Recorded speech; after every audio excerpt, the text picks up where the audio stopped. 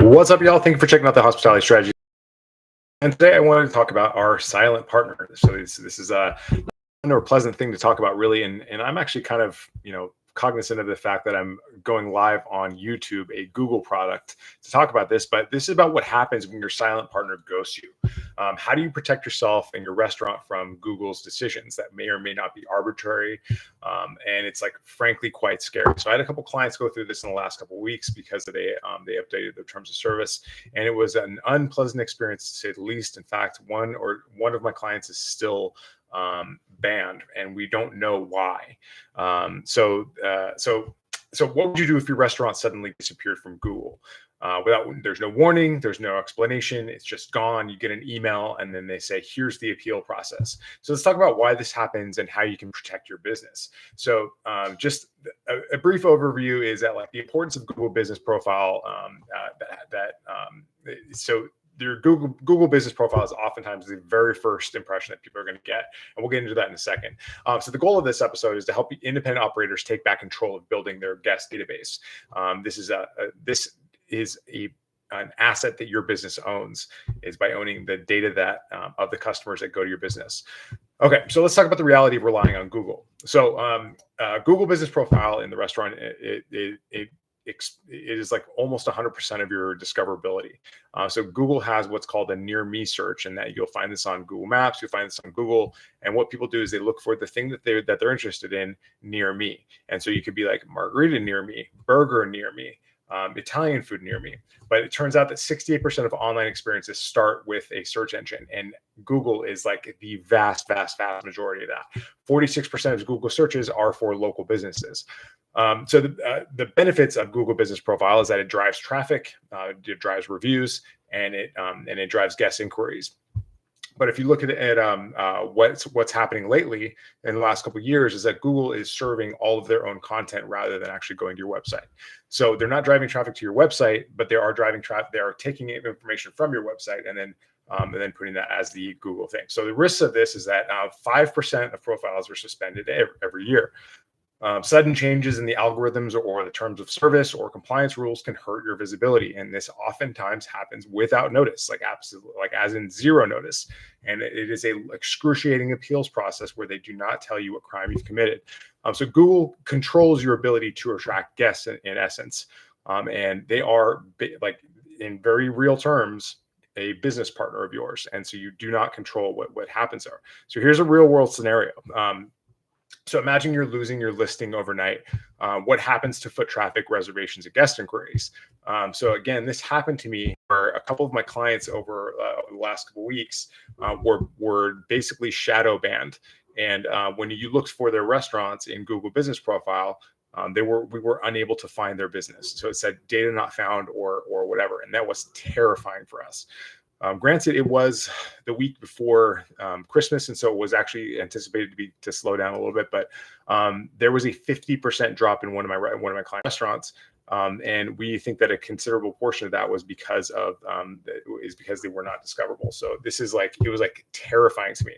I was like up all night. I mean, it turned out like we still don't know what it was. They were reinstated about a week later, which is like a long time for a restaurant. And we still do not know what happened, but I just appealed. Eventually there was a human intervention, but we talked to 3 different departments within Google who are very much siloed and segmented from each other. And it was not a pleasant experience. So these people, I got to say, they are not your friend. And so Google is a business first, and they're in the relevance business. And so if they decide that you are not relevant, then they will not show your business. And this is all like in clear as day in terms of service.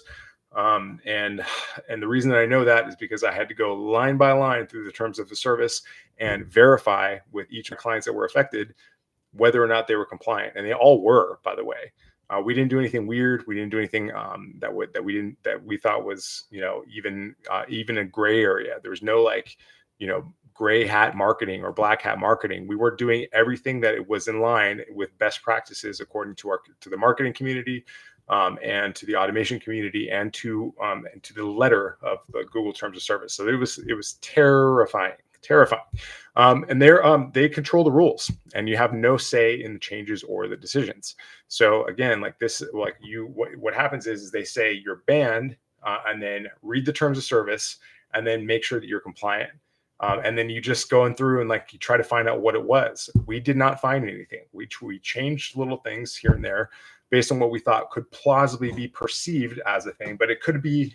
I hired somebody to go in and look at one of my client accounts, and he said that it was possible that because the branding on the frontage of the restaurant did not match the like it's very understated. It's a very understated branding, so it's not going to say Sundell North on it.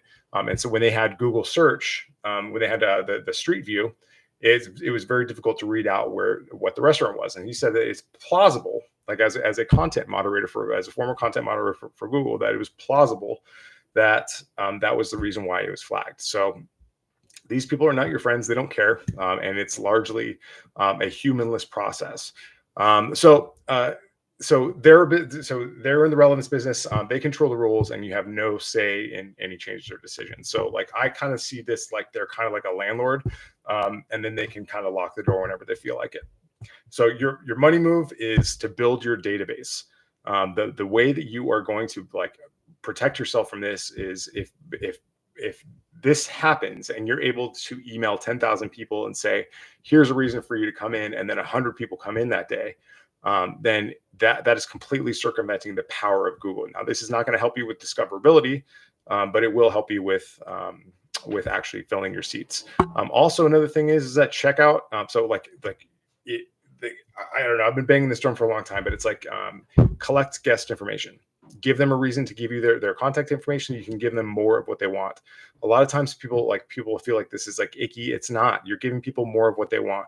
So collect information. Give them incentives like free appetizers or exclusive deals or exclusive events that nobody else knows about unless you're on the email list.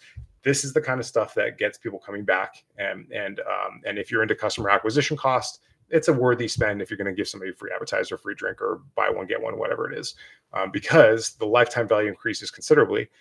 And retention, I guess that return spend more, and they tell their friends, they leave better reviews. So the next thing is start SMS marketing. Text messages, when used tastefully and carefully, is a very powerful tool.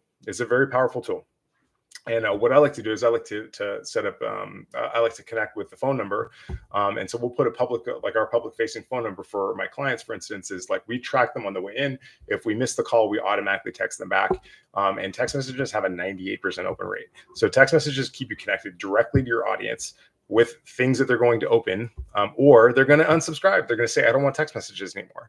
And even still, that's still like an extremely high converting thing. So I'd rather have less people. I'd rather have like a lot of people in my database, and they've told us how they want to be communicated with. But the people that do take action take serious action. The third step of this is automate your follow-ups. Use systems to send out thank you messages, offers, and reminders. Nudges.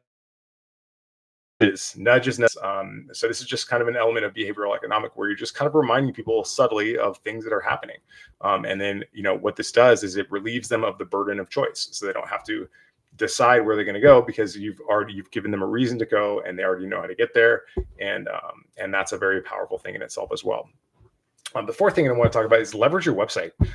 It's so like your website is, yes, it's a good SEO, search engine optimization destination, but it should be a data collection tool. If you look at Fridays, Domino's, Applebee's, like people kind of groan when I talk about that, but they spend tens of millions of dollars in learning how to retain guests because they know that it's 5 times cheaper to retain than it is to create and find a new one.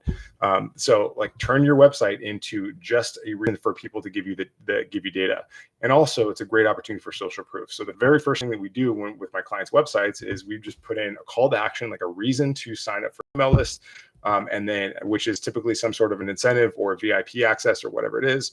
And then we just bury it with social proof. We put all the reviews right on the front so that people can see what other people think, and this relieves them of the burden of choice.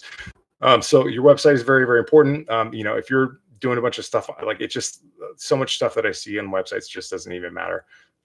Yes, pictures of your food is good, but it should be a linear process to make a decision to get into your database and to engage with your restaurant. Because if they are going to your website, chances are they're just verifying a decision that they've almost completely made. So I get it. You're probably a bar owner, a restaurant owner. You're probably fighting fires all the time. So you're just like, I'm not going to collect, 100 email addresses a night. This is why AI and automation is extremely helpful. And so what we do is we set up these AI and automation systems that actually interact with people. So if you go to my client websites, you'll see a little chat widget that says, do you have a question about our stuff? Great. Give us your name, phone number, and email address, or name an email address, or name a phone number, whatever it is.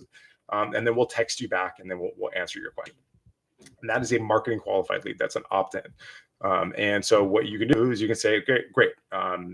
Here's the information that you're looking for. And then we have these automated chats because we've taught the AI everything is knowable about your restaurant. So here's how, so automating guest data collection and follow-ups, using AI to create email and SMS campaigns quickly and effectively, and the importance of owning your data to future-proof your business.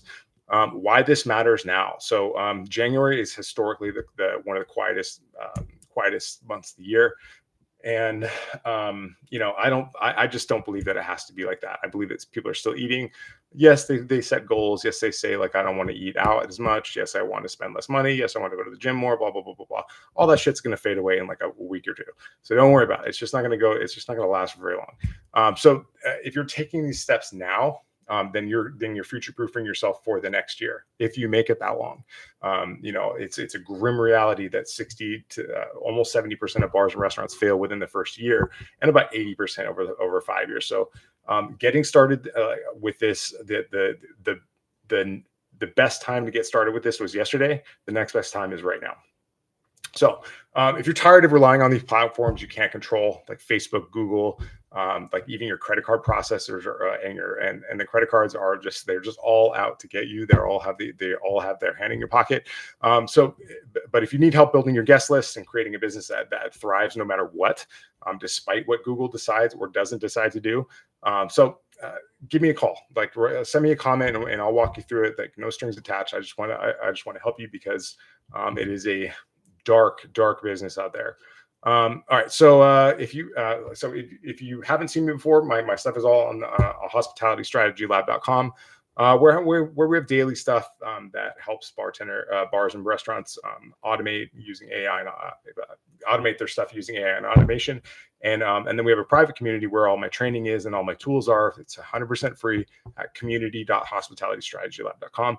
I look forward to seeing you in there, and let's automate your business. Thanks a lot, and I'll see you next time. Oops.